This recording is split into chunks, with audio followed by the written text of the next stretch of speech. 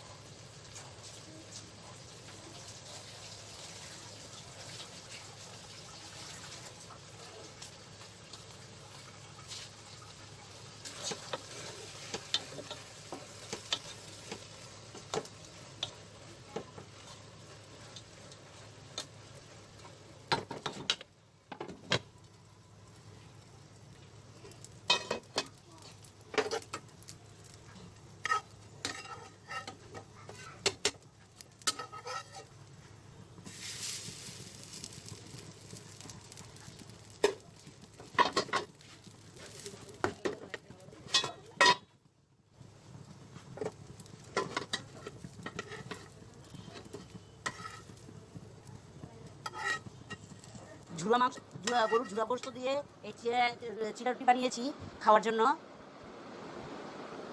দেখছেন?